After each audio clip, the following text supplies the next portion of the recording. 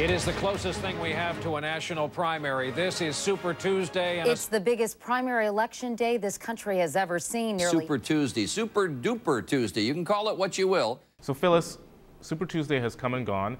What trends did you see emerging last night? Well, it appears that McCain is more and more likely to be the Republican candidate, which means that he's going to run defending the war. He's going to run on the war, supporting the war, and run on his war record.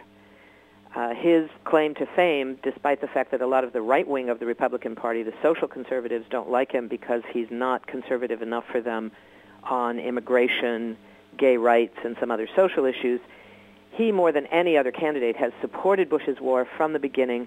He was famously known for having sung when he was asked what he thought about policy towards Iran. He answered with a song, "Bomb, bomb, bomb, bomb, bomb, Iran." That was his theme song of how to deal with Iran. It got him into trouble, but it's out there. It clearly represents his view. Now, on the Democratic side, the race is very much still in play because the method of the Democrats for picking their nominee is very, very complicated.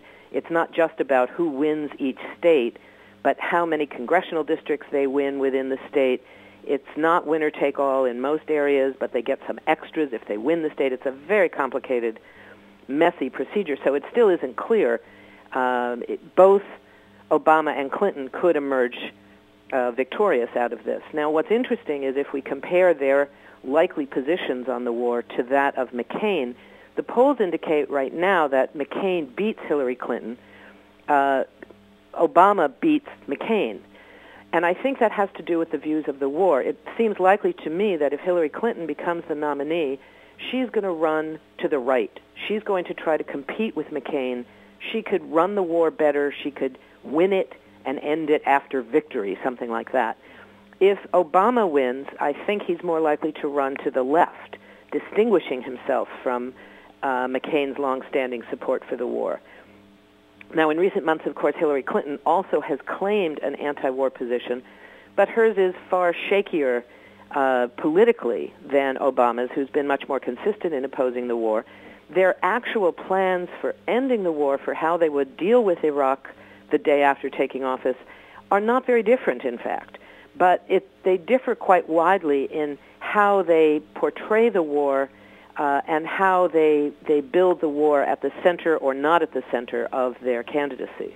Now, seeing the fact that McCain didn't win in a lot of southern states, how do you see this affecting his campaign going forward? Well, I think that reflects the power of the evangelical right wing of the Republican Party, who came out for Huckabee, who they see as one of their own. He is, in fact, a right-wing fundamentalist evangelical, and they like that. On the other hand, I think there's some recognition in the mainstream of the Republican Party that it's very unlikely that Huckabee could win in November.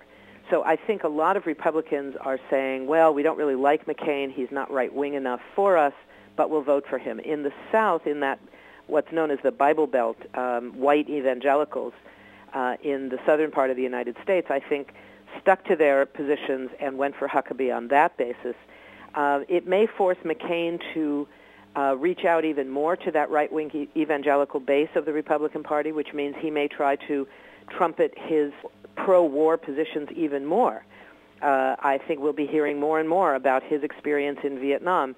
What we'll hear about is his experience as a prisoner of war, where he was mistreated very badly and tortured, in fact. I think that he's likely to play to that base by trumpeting his war record as something worthy of their support. One last quick question. Hillary secured more delegates than Obama, but he won more states. How does this affect both of their campaigns going forward? It means that both of them are still in play.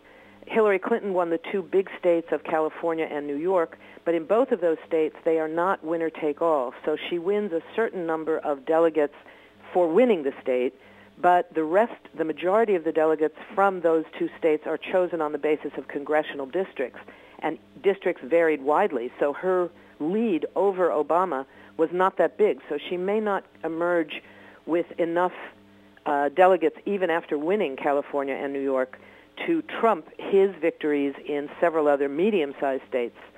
So I think that what it means is all of this is still in play, and we're going to see very fierce campaigning for the next couple of months.